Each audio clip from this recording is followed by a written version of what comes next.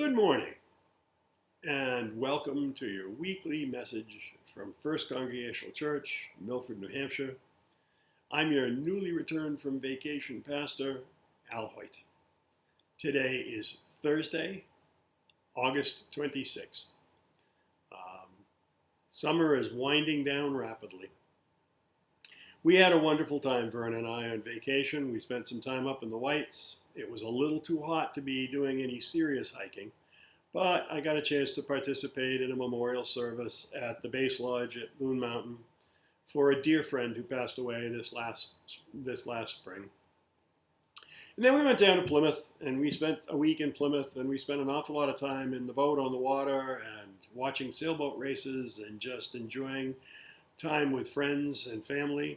And I was the guest preacher at the Church of the Pilgrimage. Verna was the worship leader, and the person we stayed with was the organist. So it was kind of a fun morning. We had a great time there as well. We're back. There's a lot going on in the church right now. Starting with tonight at 6 o'clock, Rick Mossy and his crew will be at the church putting the pews back in after the floor refinishing project. Now, if you're one of those that's capable of helping them carry some pews into the building and help them anchor them back down, screw them back down, I'm sure Rick could use all the help he could get. Just show up here, ready to work at 6 o'clock. I will be conducting 3 graveside services on Saturday. One at 10, another at 11:30, both at Riverside, and then at 1 o'clock at Meadowview in Amherst. None of these are for church members, but they are people who have asked for a pastor, and I'm glad to do that for them. This Sunday we will be outdoors, as most Sundays we're trying to be. Last week, because of the hurricane, we were in the parish house. I don't know how many of you watched it on live stream, but it was interesting, and we've proven once again that we can overcome almost anything and find a way to continue to be God's people and to worship our God in ways that matter. So there's been a lot of discussion going on lately about whether or not we should be going back to full open. We were really hoping for it. I was really, really hoping and praying for the fact that we could get back together and open everything up and do the coffee hour and do our regular fellowship as we've always done. But following the news and the things that are going on, I have to admit that that's probably not a good idea at this point. I don't know about you folks, but I take it as part of my job that I read the reports, the daily reports from the New Hampshire Conference. I read the daily reports from the New Hampshire Department of Public Health, and I read the daily reports from the CDC. So I try to keep right on top of what's going on. My own opinion about what is going on with the Delta variant is fairly simple.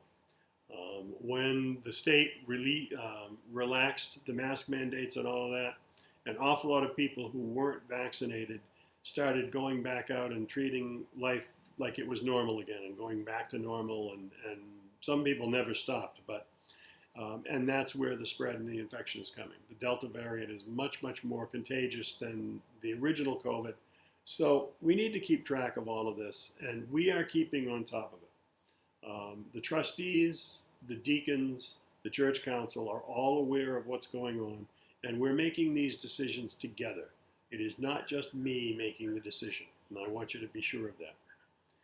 If you have strong feelings about this, either way, about staying home, I've talked to several people that have said that they are not comfortable coming to church right now. They're not comfortable having a lot of people in the sanctuary, and I respect that, and I probably agree with that more than disagree.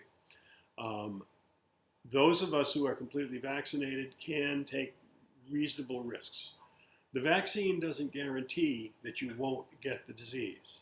The vaccine guarantees that you won't get super sick from the disease, and that's a huge difference. But you can still get sick. So if you have strong feelings about this, either way, whether you think we're doing the right thing or not, reach out to me. Let me know. Give me a phone call. Stop in. We can talk at safe distance with no problem. But let me know how you feel about it, because I don't want anyone to feel like their feelings are not being taken into account. Sometimes we hear what people have to say and we say, I understand and I respect what you're saying, but I'm going to stick with the decision that we made. And that is not discounting anything that you feel or you say. It's just that we're weighing the feelings and the knowledge of all of us, not just one or two people. Wednesday, the September 1st, the deacons meeting will be at 7 o'clock. It'll be a hybrid meeting, and the Zoom link will go out Wednesday during the day. And that's just a hint for all of you. If you've got a Zoom meeting coming, the link does not get sent out until the day of the meeting. There's a reason for that. It's very simple. I get 35 or 40 emails a day. And if I get an email a week in advance with a link on it, I'll probably lose it or have a real tough time finding it a week later. So I don't send out links until the day of the meeting. So Thursday, September 2nd, Garden Friends, of course, from 9:30 to noon. Friday, September 3rd, and Thursday, September 2nd, you can drive up and pick up your communion elements. If you're one of those who watches from home and watches the live stream, and we will continue to be live streaming for the foreseeable future. So rest assured of that. So the drive up to pick up communion elements is available on those days. So let us know where you're coming, and we'll be glad to fix you right up with what you need. And with that, please join me in the Lord's Prayer. Our Father, who art in heaven, hallowed be thy name. Thy kingdom come, thy will be done on earth as it is in heaven. Give us this day our daily bread, and forgive us our trespasses, as we forgive those who trespass against us. And lead us not into temptation, but deliver us from evil. For thine is the kingdom, and the power, and the glory forever. Amen. So I've kind of hinted around, and some people know what's going on and some don't, so I thought I would let everyone know that in the very near future I will have to have surgery on my neck.